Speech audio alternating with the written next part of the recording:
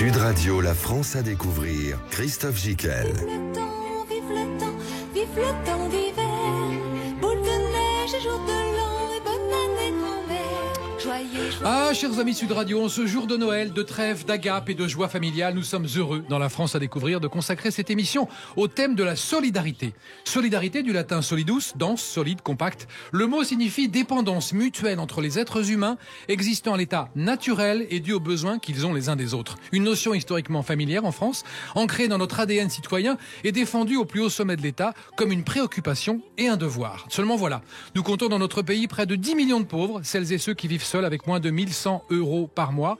Ajoutons 4 millions de mal logés, 300 000 sans domicile fixe, un pouvoir d'achat en berne, et on est d'accord pour dire que le tableau est plutôt sombre. Mais aujourd'hui c'est Noël, et cette émission a certes pour but de faire un point sur le sujet de la solidarité avec nos invités, représentants d'associations et de l'État, mais surtout à inciter les citoyens pour qui ça va encore pas trop mal, à faire un geste envers celles et ceux pour qui ça va beaucoup moins bien, c'est la base. On vous l'a dit, la solidarité est un geste naturel entre les êtres. Si nous l'avons un peu perdu en route, eh bien ce soir nous sommes en ce jour de Noël, ici pour le retrouver. Sud Radio, la France à découvrir. Christophe Gicquel. Et autour de cette table pour parler de solidarité, Jean-Christophe Combe, le ministre des Solidarités, de l'Autonomie et des Personnes Handicapées. Joyeux Noël, bon Noël à vous. Joyeux Noël, bonjour. Bonjour. Frédéric Malozzi, président de l'association Vacances et Familles, créée en 62. Bonjour et bon Noël. Joyeux Noël à vous. Merci. Jean-Marc Potvin, président fondateur de l'association qui lui est à Grenoble en ce moment même, mais grâce au Zoom, on le voit, il nous entend et on le voit et on l'entend. L'association c'est Entourage, créée en 2014. Bonjour et joyeux Noël à tous. Merci beaucoup. Jean-Christophe Combe, je rappelle que vous avez passé 11 ans à la Croix-Rouge, dans le concret du terrain, et le 4 juillet, vous arrivez à la tête du ministère des Solidarités, de l'Autonomie, des Personnes Handicapées. Est-ce que la tâche vous semble rude ? La tâche est lourde, parce que j'ai quand même un portefeuille qui est très large, qui va des solidarités. Donc je suis ministre des familles, de la petite enfance, des personnes handicapées, des personnes âgées, des personnes vulnérables de façon générale. Et il y a effectivement beaucoup de travail, mais je suis à la tâche, motivé, enthousiaste et prêt à faire beaucoup de belles choses. Et c'est une des préoccupations de ce gouvernement. C'est une préoccupation majeure. La plupart des sujets, d'ailleurs, ont été portés fortement par le président de la République pendant la campagne. Je pense notamment au service public de la petite enfance, à la solidarité à la source, au pacte des solidarités qui va remplacer la stratégie de lutte contre la pauvreté, au grand âge, à la société inclusive. Et votre expérience à la Croix-Rouge, dans les maraudes, dans le concret du terrain, vous a aidé à mieux comprendre ce qui se passe dans un ministère et à interagir mieux avec les associations ? On a beaucoup travaillé, évidemment, quand on est responsable d'une association, on travaille beaucoup avec les pouvoirs publics, avec les autres associations. Enfin, c'est ça la solidarité. C'est aussi une alliance d'acteurs, collectivités, États, entreprises, associations, et qui travaillent ensemble justement dans le concret pour aider les plus fragiles d'entre nous. Et justement, Frédéric Malozzi, vous êtes dans le concret avec votre association Vacances et Familles, créée en 62. Vous aidez les gens à partir en vacances. Ça semble incroyable de dire ça, mais c'est pas le cas de tout le monde. Il y a beaucoup de Français qui ne partent pas en vacances. On l'estime à 40% des Français qui ne partent pas en vacances. Voire un peu plus, d'ailleurs 46% à peu près. Et aujourd'hui, tout comme hier, effectivement, donc on s'adresse aux familles. On fait partir globalement cette année, ça aurait été près de 7000 personnes. Parmi ces 7000 personnes, ce sont 2/3 des enfants. Alors, famille, hélas, monoparentale. Mais plus encore, depuis peu, depuis la crise Covid, on s'oriente vers de nouveaux publics qui sont les travailleurs pauvres et qui plus est les travailleurs invisibles, puisque pour ce qui me concerne... Qu'est-ce qu'on appelle un travailleur invisible ? Un travailleur invisible, je suis bien placé pour le savoir, puisque parallèlement je suis aussi chef d'entreprise. Et le travailleur invisible, c'est tous ceux qui travaillent dans le monde de la propreté, dans le monde du service à domicile, et qui ont été, je dirais, en première ligne pendant cette crise, et qui ont été certes soutenus, puisque les dispositifs mis en place par le gouvernement a quand même bien aidé tant au niveau du chômage partiel que du reste, mais il n'en reste pas moins que ces gens ont été présents et ils font partie de ces travailleurs à temps partiel plus subis que choisis. Et donc nécessairement pour eux les vacances c'est pas toujours c'est pas toujours tous les ans et tout le temps. Et donc il nous est apparu important, au-delà de nos publics habituels, d'ouvrir ce champ. C'est ce qui fait probablement que depuis 2 ans, on a eu une augmentation, si j'ose dire, de notre fréquentation de plus de 30%. Ce qui est certes satisfaisant au regard des aides que nous recevons des pouvoirs publics. Non satisfaisant parce que ça démontre bien qu'il y a une nécessité, quoi. Mais vous, Frédéric Malozzi, votre association, elle consiste à faire partir les gens en vacances. C'est ça le but premier. Tout à fait. Le droit aux vacances, c'est un droit le droit aux vacances, important. Droit important, les congés payés, 1936. Mais ça crée du lien, ça permet aux gens de sortir de leur région, tout à fait, de se confronter à d'autres modes de vie, de culture. Donc c'est vraiment une mixité importante. Retisser les liens, créer des liens aussi intergénérationnels, puisque on fait aussi partir des familles où il y a parfois les grands-parents, et c'est aller à la découverte de l'autre. C'est aller à la découverte de l'autre dans une autre région. C'est parfois aussi venir sur Paris, parce qu'on le sait pas suffisamment, mais Paris est aussi une destination touristique qui n'est pas nécessairement des plus abordables.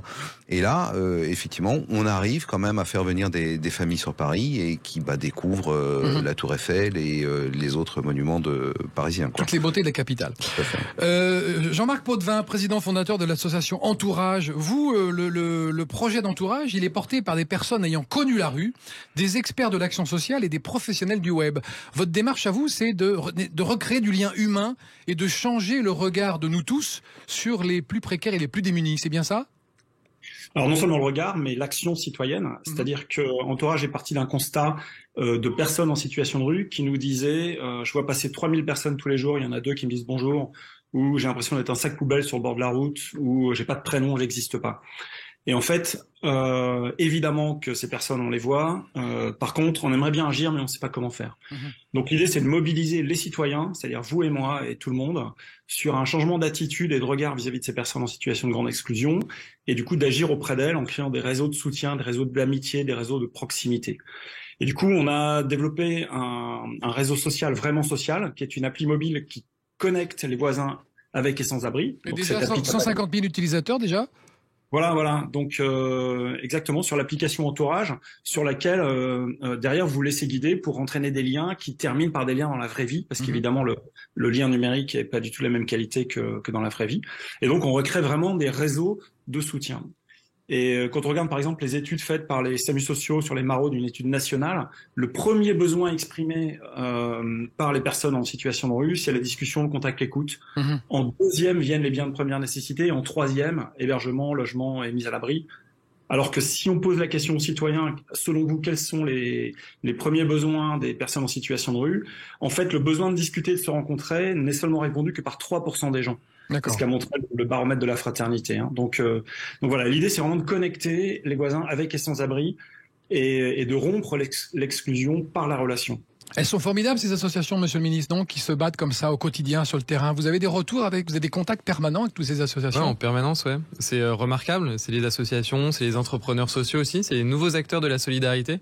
C'est l'initiative privée qui renforce la cohésion nationale. Oui, elles font un travail formidable. Il faut les soutenir, il faut les aider. Ça fait plaisir. Ça fait du bien à notre pays. Ouais. Et votre rôle en tant que ministre, c'est de protéger les plus vulnérables dans les difficultés. C'est aussi de répondre à l'urgence et de piloter des projets, des réformes de fond. C'est quoi le pacte des solidarités dont on entend beaucoup parler ? Le pacte des solidarités, c'est ça vient remplacer l'ancienne. C'est la nouvelle stratégie de lutte contre la pauvreté. En fait, on a une stratégie qui arrive là à la fin de l'année à terme, et donc on travaille avec les acteurs de la solidarité, c'est-à-dire les associations, les entrepreneurs sociaux, les collectivités, les caisses de sécurité sociale, pour renouveler en fait cette stratégie. Ça reste un enjeu majeur et un objectif, c'est de faire reculer la pauvreté dans notre pays. Et donc on va travailler. On a décidé de l'articuler autour de 4 grandes priorités.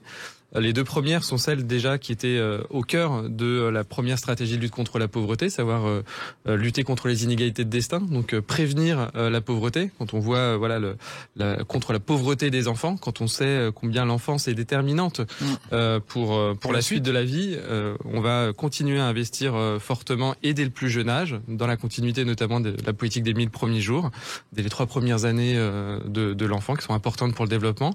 Deuxième, c'est l'insertion dans l'emploi. Je pense, et je fais partie de ceux qui pensent qu'il n'y a pas meilleur moyen pour gagner en autonomie et en dignité que d'accompagner quelqu'un vers l'emploi. Donc il faut des mesures incitatives pour retrouver l'emploi. Oui, puis de l'accompagnement incitatif et puis de l'accompagnement surtout, voilà. Et puis troisième axe, on va lutter contre la grande pauvreté, ce dont on vient de parler là, avec entourage. Et je pense que c'est important si on veut faire reculer durablement la pauvreté dans notre pays, eh bien c'est d'aller chercher des personnes qui sont les plus éloignées en fait du système, notamment voilà les sans-abri, les personnes qui sont les plus exclues. Et le dernier axe, c'est faire de la transition écologique une transition qui soit solidaire. Quand on voit aujourd'hui le poids dans le budget des ménages des dépenses contraintes que représente l'accès à l'alimentation, la mobilité, le logement, le chauffage, etc. Donc c'est là-dessus qu'on va travailler, faire de cette transition écologique une opportunité pour faire reculer durablement la pauvreté dans notre pays. Et de votre statut privilégié d'observateur de ce qui se passe en France, est-ce que vous voyez une paupérisation du pays qui s'accélère ? C'est les faits que je viens de décrire, des dépenses contraintes qui sont de plus en plus lourdes et donc qui pèsent de plus en plus dans les ménages, et donc un reste à vivre arbitrable qui est beaucoup plus faible. Et donc on commence par sauter des repas, moins manger, de tirer sur la qualité de l'alimentation, ne pas partir en vacances. Donc moins de loisirs, on voit moins sa famille aussi parce que la mobilité ça coûte de l'argent. Donc c'est ce qui se passe aujourd'hui, mais contre ça on a agi. Depuis longtemps. Il y a des leviers. On a fait en sorte d'être l'un des pays d'Europe où l'inflation est la plus faible. On a travaillé pour protéger les Français vis-à-vis de l'augmentation des factures d'électricité, de gaz. Et puis, moi, en tant que ministre des Solidarités, je porte l'idée qu'il faut qu'on aide aussi dans cette période-là les plus modestes, les plus fragiles d'entre nous. On a augmenté les prestations sociales cet été. On a mis en place une aide exceptionnelle de solidarité en septembre. On a mis en place des chèques aussi énergie. On a renforcé et on soutient les réseaux d'aide alimentaire. On a triplé le budget de l'aide alimentaire cette année dans notre pays. Donc on est à la manœuvre pour protéger les plus vulnérables d'entre nous dans cette période difficile. Très bien. On continue à parler de solidarité en ce jour de Noël dans un instant. Dans La France à découvrir, on se retrouve à tout de suite. Sud Radio, La France à découvrir. Christophe Gicquel. Retour dans La France à découvrir qui exceptionnellement ce jour de Noël est plutôt sur le thème de la solidarité entre nous tous avec Jean-Christophe Combe, le ministre des Solidarités justement, de l'autonomie des personnes handicapées, Frédéric Madozzi, président de l'association Vacances et Familles créée en 62, Jean-Marc Potvin, président fondateur de l'association Entourage créée en 2014. Jean-Christophe Combe, on parlait de solidarité. Est-ce qu'il y a la chose la plus urgente à faire, c'est quoi là tout de suite dans la solidarité ? La mesure la plus concrète et la plus urgente qui est arrivée en 2023. Tout de suite, en janvier, février, mars. Tout de suite, là, il faut que... J'en ai plein. Oui, il y en a plein. Là, tout de suite, là, mon objectif, c'est de protéger les Français face à l'inflation. C'est de permettre aux gens, tout simplement, de s'alimenter. C'est le pouvoir d'achat, évidemment. C'est la lutte contre le non-recours aussi aux aides sociales. Expliquez-nous ce que c'est que le non-recours. C'est les gens qui devraient avoir droit. Voilà, qui ont des droits et qui, pour des tas de raisons, parce que c'est stigmatisant, parce que c'est compliqué, parce qu'on n'a pas l'info, on va pas avoir recours à une aide. Pour le RSA, par exemple, c'est près de 30%. En fait, un tiers de ceux qui pourraient y avoir droit qui n'y ont pas recours. Et ça, je pense que c'est vraiment une urgence parce que les aides, elles sont là pour faire reculer la pauvreté. C'est une marque de solidarité, c'est la solidarité nationale. Et donc, il faut qu'on puisse permettre à chacun, à tous ceux qui ont droit, d'accéder à ces aides. Et c'est un projet que je porte, qu'on va porter fortement dès 2023, parce qu'on va lancer une expérimentation pour lutter contre le non-recours. On va aller dans les territoires de France, dans 10 départements. On va aller chercher les gens qui sont les plus éloignés en fait du système, comprendre pourquoi ils n'ont pas recours à un certain nombre d'aides, et puis mettre en place les dispositifs nécessaires pour que ce ne soit plus le cas après. On va mettre en place un chantier qui s'appelle la solidarité à la source. C'est-à-dire qu'on va pré-remplir en fait des formulaires qu'on va adresser aux personnes qui ont droit à un certain nombre d'aides, donc sur la base des informations qu'on a, qui nous sont transmises par les entreprises, comme pour l'impôt à la source, comme en fait. Le salaire. Et puis on va leur dire voilà, vous avez le droit à telle ou telle aide, est-ce que vous voulez les recevoir? Ça, on va le faire, on va l'expérimenter dès 2024 et l'étendre à partir de 2025. Puis mon objectif derrière, c'est de pouvoir mieux piloter aussi ces politiques de solidarité, ces prestations sociales, là aussi pour que elles soient aussi plus incitatives, vous l'avez dit, à la reprise de l'emploi, puisque parfois on connaît pas très bien les interactions entre elles et parfois, eh bien, ça peut conduire à laisser durablement des personnes dans la pauvreté. Et donc, c'est contre ça que je veux absolument lutter dans les mois qui viennent. D'accord. Frédéric Malozzi, concrètement, est-ce qu'il est facile de vous contacter et quelle est la légitimité pour obtenir des vacances et qu'est-ce qu'on paye? Comment ça se passe concrètement? Une famille vient vous voir, pousse la porte ou une femme ou un homme seul? C'est ça, une famille vient nous voir. Donc sur Internet, on sait où vous trouvez, il y a des antennes. Vacancesetfamilles.org. On pousse la porte, on bonjour. pousse la porte, on est sur tout le littoral français. On pousse la porte. En fait, la spécificité de notre asso, c'est qu'en fait, on prépare avec la famille son départ en vacances. C'est-à-dire que il n'y a pas de catalogue. On écoute ses souhaits et on arrive à déterminer une destination. C'est du sur-mesure. C'est du sur-mesure. C'est vraiment de la dentelle. C'est ce qui fait que parfois c'est aussi assez long. Mais il n'en reste pas moins qu'à la fin, il y a une réelle satisfaction. Et donc l'idée, c'est on prépare avant. Donc aussi bizarre que ça puisse paraître, parfois c'est le départ en vacances pour certains reste un concept. Donc parfois on a des gens qui ne sont jamais partis en vacances. Donc c'est aussi le départ avant, c'est préparer, c'est leur dire ce qu'il faut prendre.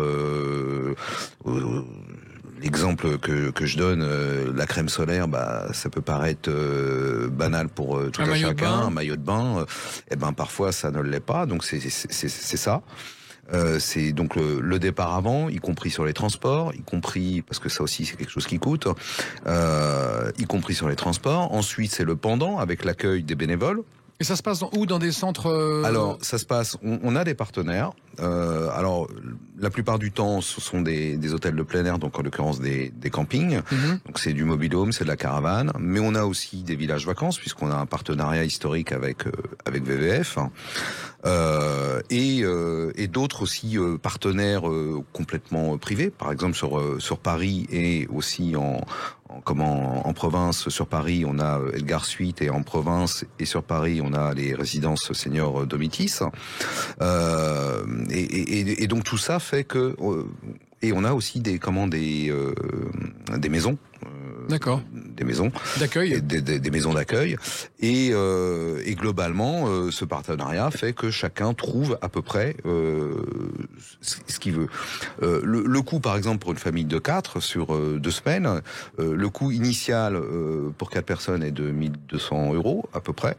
Et à l'arrivée, avec toutes les aides dispensées par la CAF, par VACAF aussi. Ça, vous occupez de récupérer tout aussi, ça? Oui, par VACAF, par l'Agence nationale des chèques vacances, qui est aussi un des grands partenaires du départ en vacances.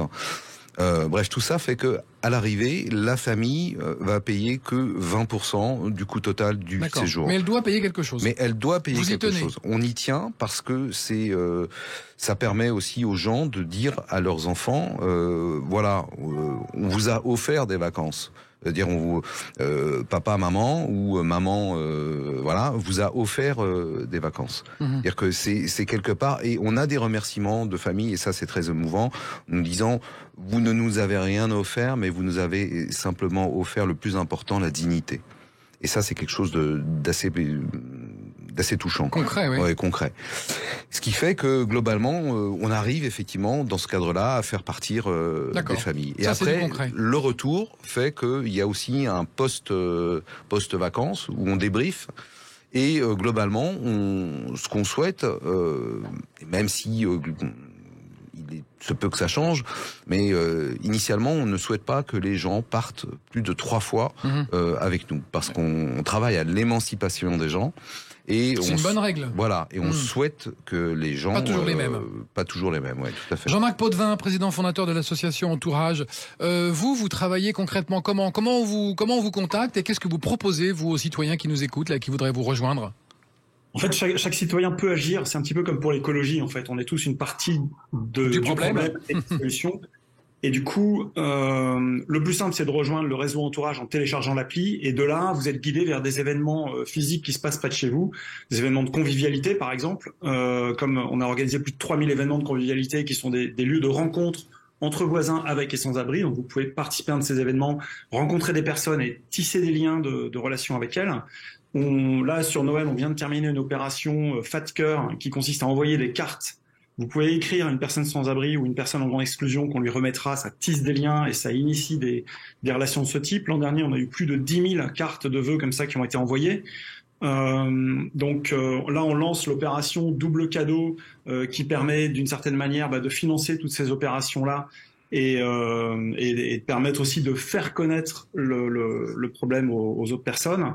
Et donc les citoyens peuvent agir très simplement autour de chez eux. En fait, on appelle vraiment tout le monde, et c'est vraiment un côté innovant d'Entourage, c'est d'agir contre l'exclusion via le lien social. Quotidiennement, avec un geste.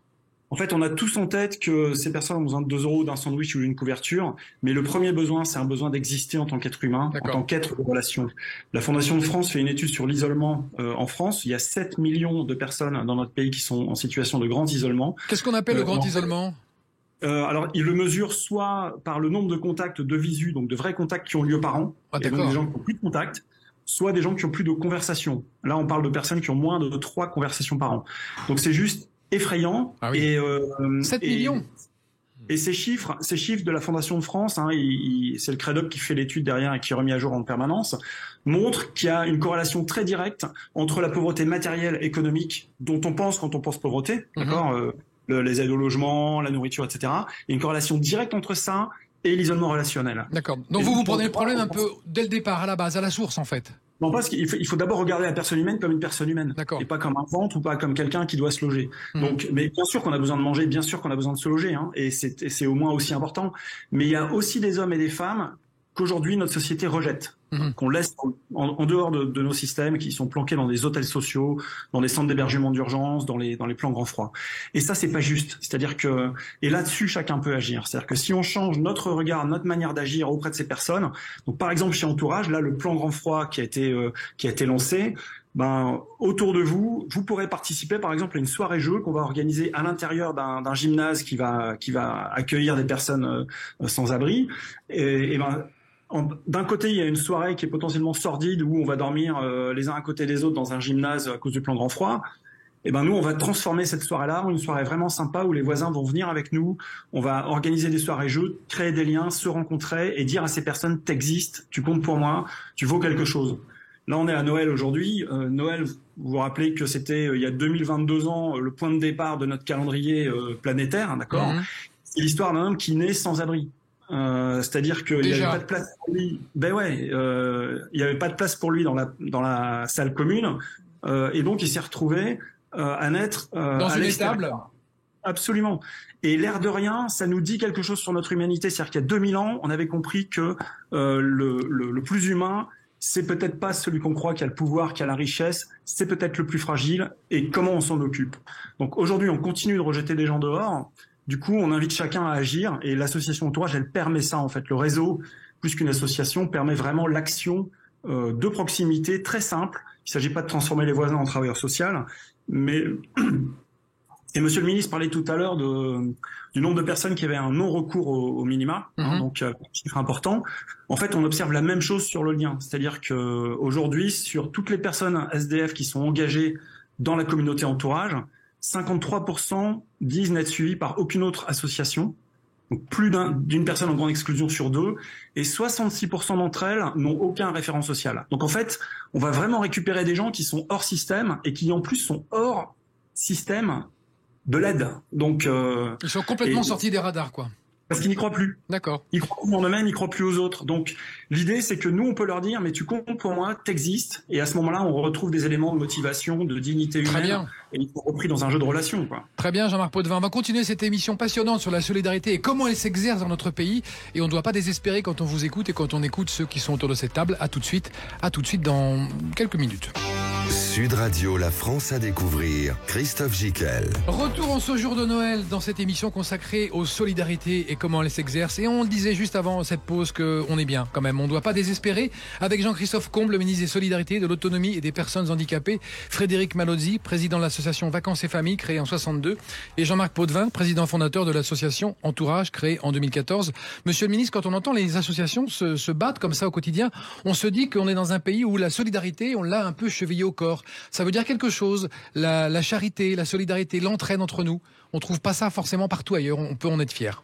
Non, ça fait chaud au cœur. Après, c'est fragile, ça doit être cultivé. C'est pour ça qu'il faut soutenir les acteurs associatifs. C'est pour ça qu'il faut aussi s'engager bénévolement. Il faut aussi donner pour pouvoir soutenir ces associations qui font quand même un grand travail sur le terrain. Et voilà, c'est précieux. Et donc, voilà, il faut en prendre soin. C'est ça. Frédéric Manozzi, vous avez une question à Jean-Christophe Combe sur les vacances, justement. Sur les vacances et le pacte de solidarité. Parce que vous le connaissez, vous, le pacte de solidarité. Vous l'avez lu et appris par cœur. Non, absolument pas. Mais m'est avis qu'il serait bien de ne pas oublier justement les vacances dans ce pacte des solidarités, parce que je pense que les vacances, c'est comme entreprendre, c'est faire société. Et donc, et bien surtout... alors ne pas l'oublier, mais aussi bien souligner le fait que selon l'OMT, donc l'Organisme mondial du tourisme, les vacances c'est 4 nuits en dehors de chez soi. Ah ça c'est la règle. Oui, 4 nuits. On passe 4 nuits, on est en vacances. On est en vacances. D'accord. En dessous, c'est un week-end prolongé ou c'est une sortie. Et votre question donc c'était ? C'est ne pas oublier justement. Est-ce que ça a été oublié dans le pacte des solidarités ? Non, c'est pas oublié. Ça sera évidemment dedans. J'ai été frappé à la fin de l'été.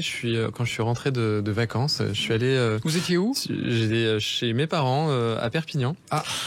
Mais je suis rentré et j'ai filé à Deauville sur un événement organisé par le Secours populaire qui amène là chaque année en fait des milliers de gamins de familles défavorisées et qui leur offre en fait une journée sur la plage de Deauville pour que ces gamins quand ils rentrent à l'école ils puissent avoir des souvenirs de vacances. Et ça m'avait vraiment frappé. C'est émouvant de voir que c'est émouvant et ça change tout en fait. Ça change tout parce que ces gamins ils ont passé l'été dans leur cité ou à la campagne sans pouvoir forcément aller profiter de la mer, etc. Et là ils ont des souvenirs de vacances à raconter à leurs camarades lorsque ils arrivent à l'école. Et donc pour moi oui c'est essentiel. C'est essentiel pour ce que vous avez dit parce que je pense que ça permet effectivement de lutter contre la pauvreté, offrir des vacances à des enfants qui autrement ne pourraient pas en avoir. Donc c'est lutter contre les inégalités, c'est offrir cette dignité aussi aux parents de pouvoir exercer leur rôle de parents. Et ça c'est vraiment essentiel. Donc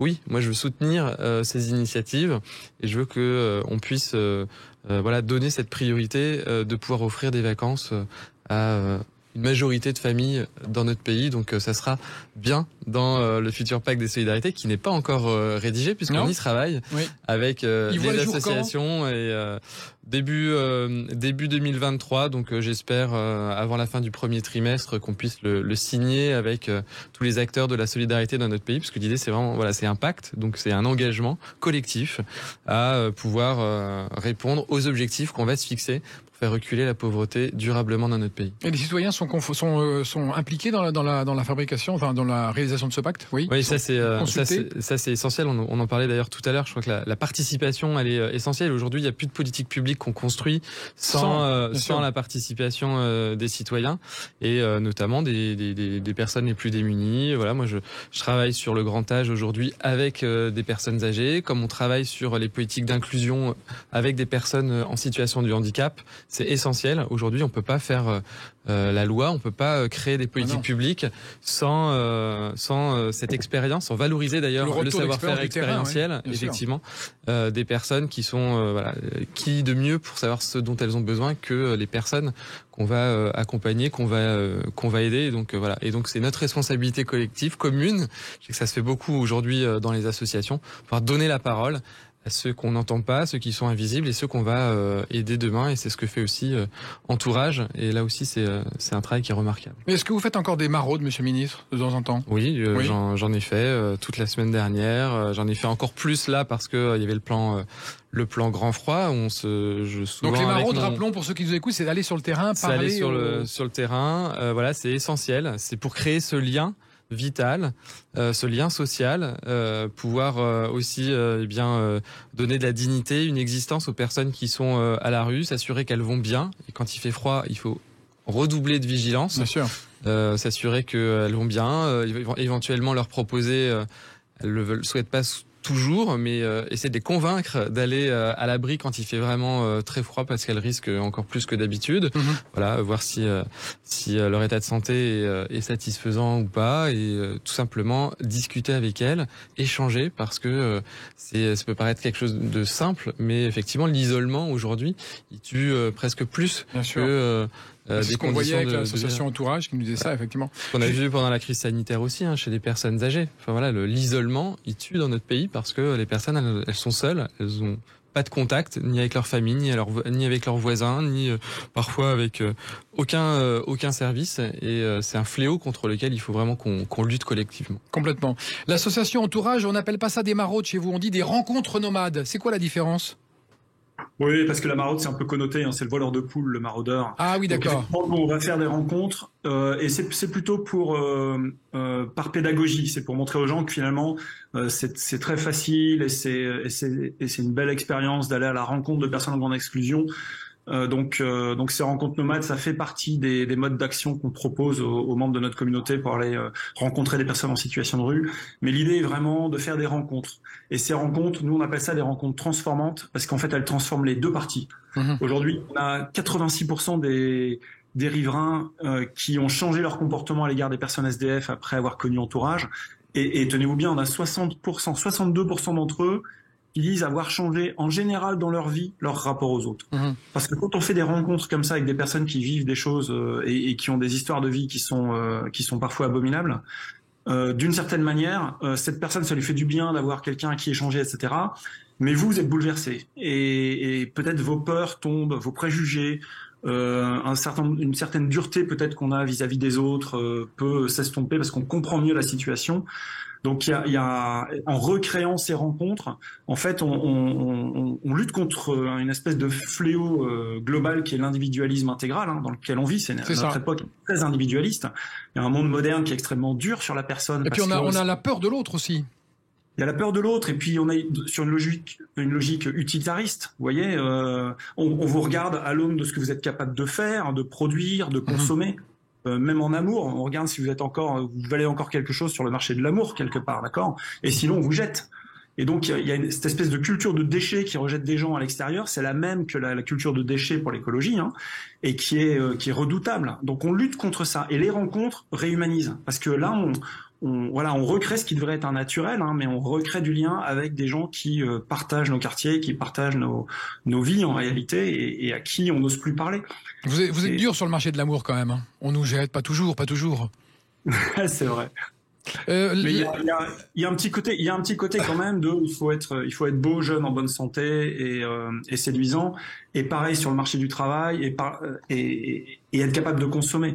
Donc cette vision de l'homme utilitariste, très matérialiste, d'une certaine manière, elle amène un grand désespoir. D'accord. Et on peut lutter contre ça par la relation, par le lien social. Et on peut aussi lutter ça par Linked Out et par le sport. Expliquez-nous.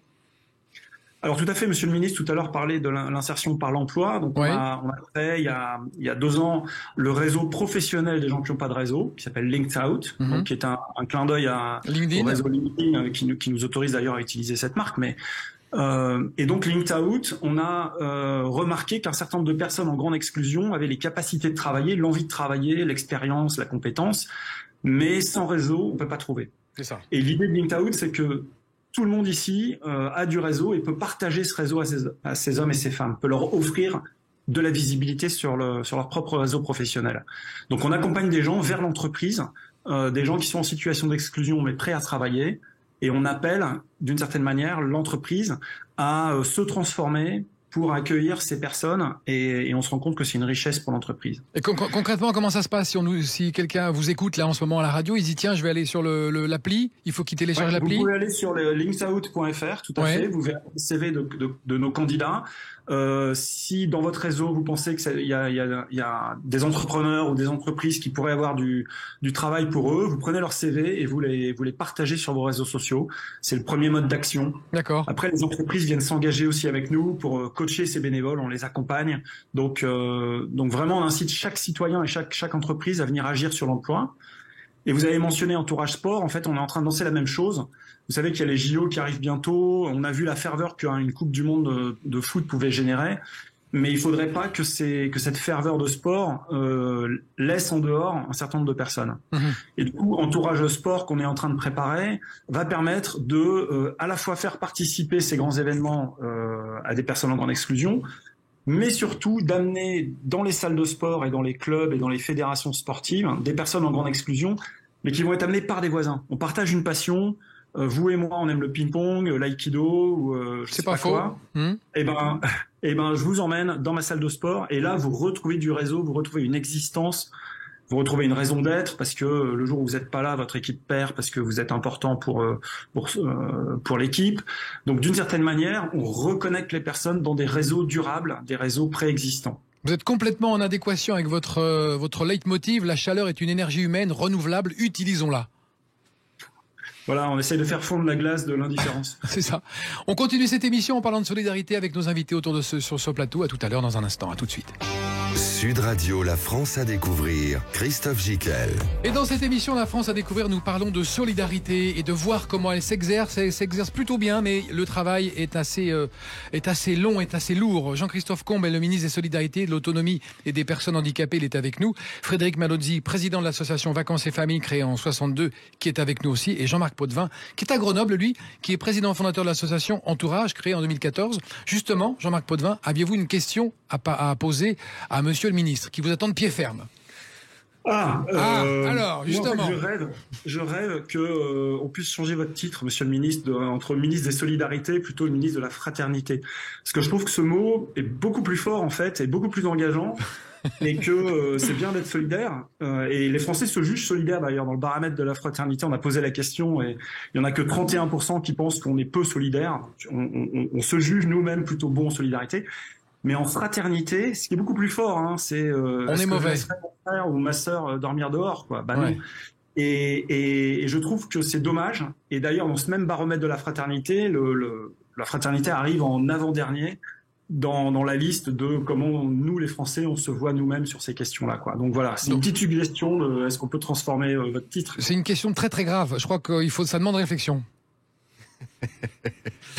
J'en parlerai au président de la République.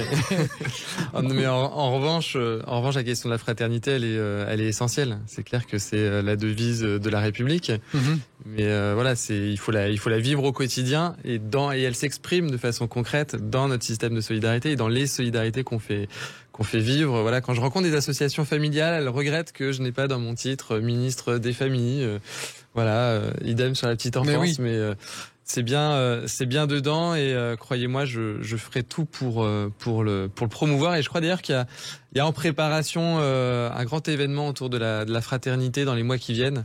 Et j'aurai à cœur de le promouvoir et d'y contribuer. Vous avez écrit ou dit, je crois, ici on est au ministère des vulnérabilités et c'est une chance pour notre société. Comment une vulnérabilité peut être une chance pour notre société ou des vulnérabilités?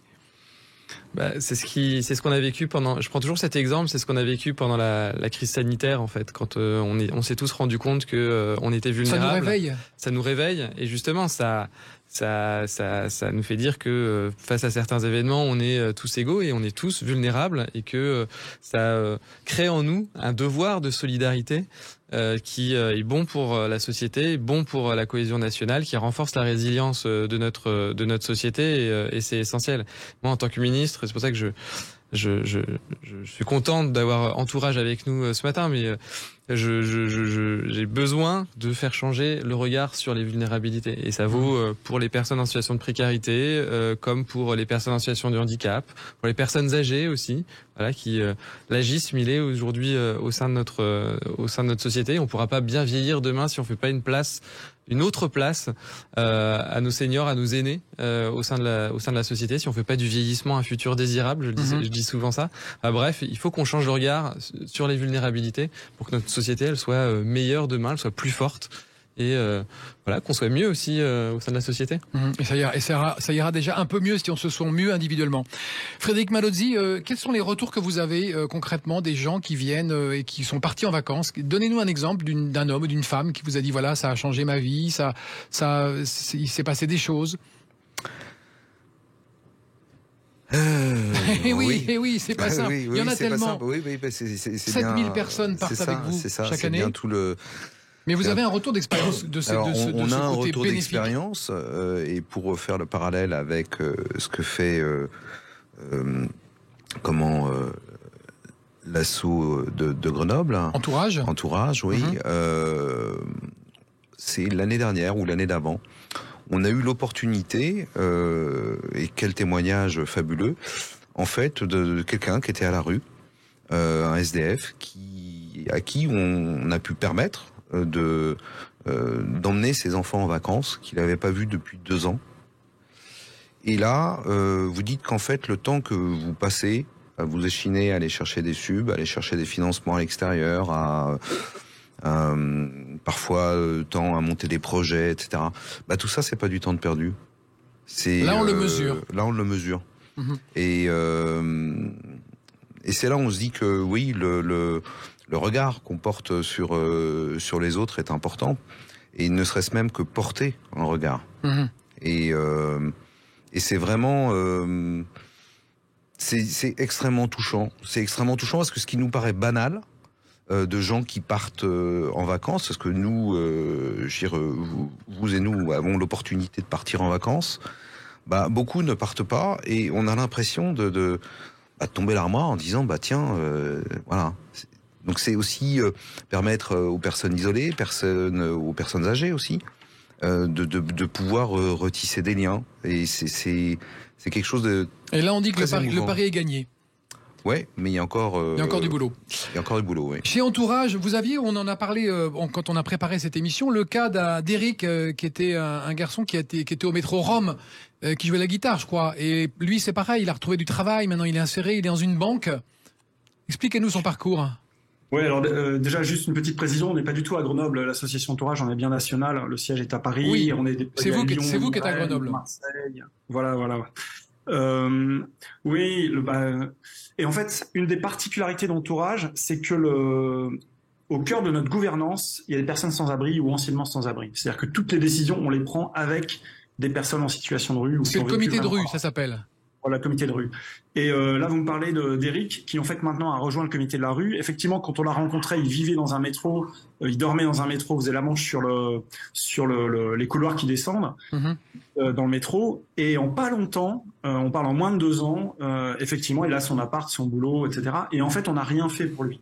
C'est-à-dire que tout ce qui s'est passé, c'est qu'Eric a fait partie d'initiative, il est venu aux événements d'Entourage, il a rencontré des gens, tout d'un coup on l'a regardé autrement que comme une personne qui était en train de sombrer vraiment dans une situation de rue pas bonne, quoi.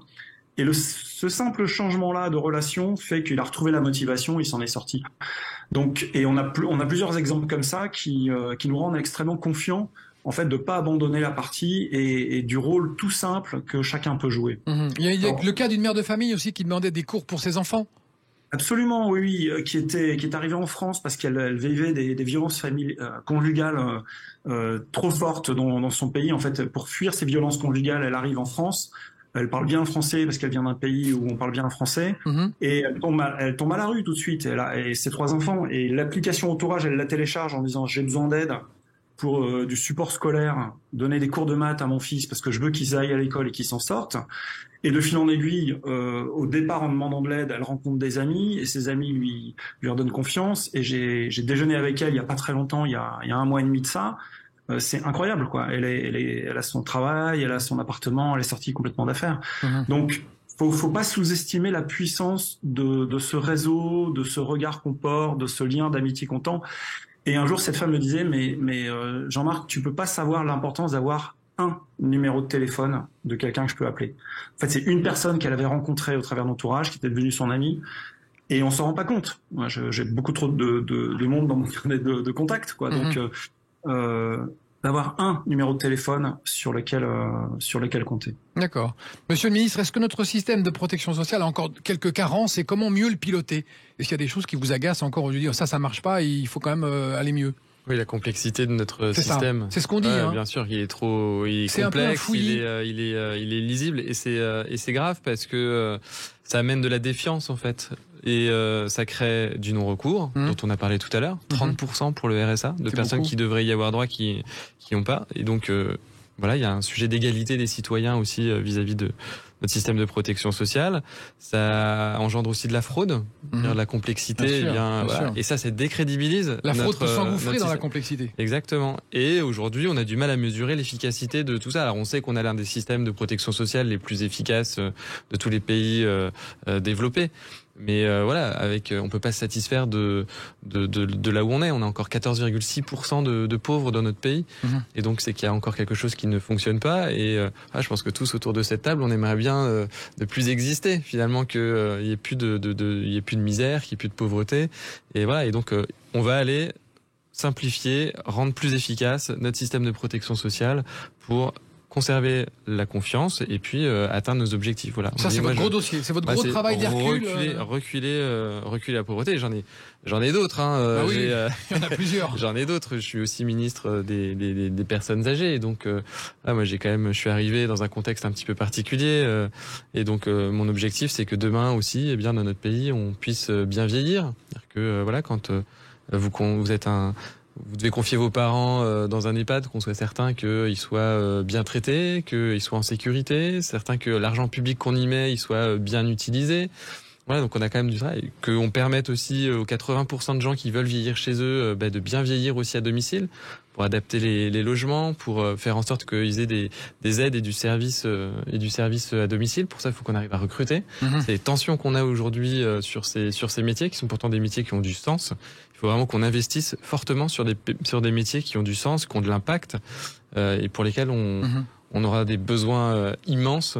Demain, c'est le service public de la petite enfance. Aujourd'hui, il manque 200 000 places d'accueil du jeune enfant dans notre pays. 150 000 personnes, essentiellement des femmes, qui renoncent à un emploi pour s'occuper de leurs enfants, pas par choix, mais parce qu'elles peuvent pas le faire regarder. Et donc, quand on entend ces chiffres, on se dit mais comment on en est arrivé là alors qu'on est un pays riche, 6e puissance mondiale. Comment c'est possible? Qu'est-ce qui s'est passé pour qu'on arrive à un état comme ça? C'est curieux, hein? Vous allez me dire c'est un cheminement de toutes les autres. On peut toujours faire mieux. C'est ça. On peut toujours faire mieux et voilà. Et on n'est pas encore une fois, on n'est pas du tout les plus mal placés. On voit bien que notre système il est efficace.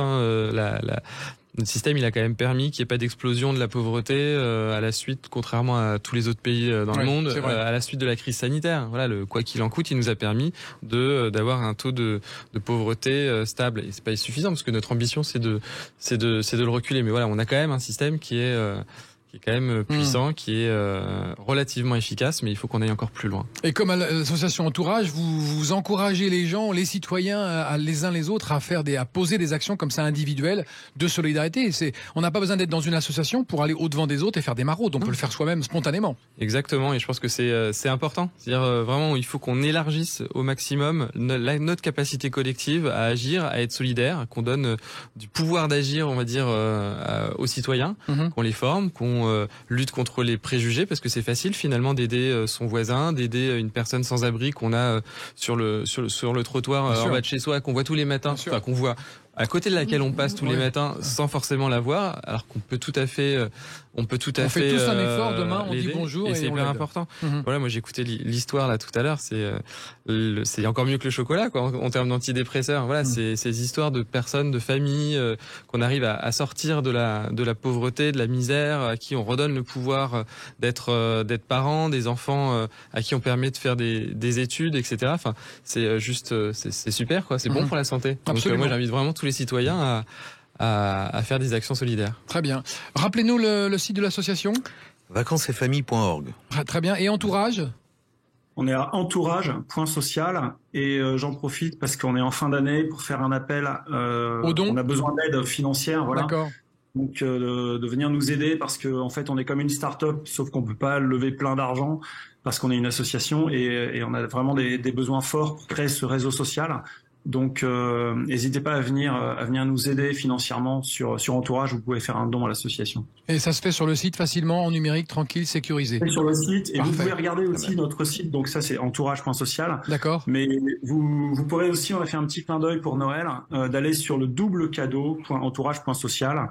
L'idée, c'est qu'au lieu de se donner des cadeaux inutiles qui vont encombrer, il y a un tiers des cadeaux qui servent à rien, qui sont jamais ouverts. Oui.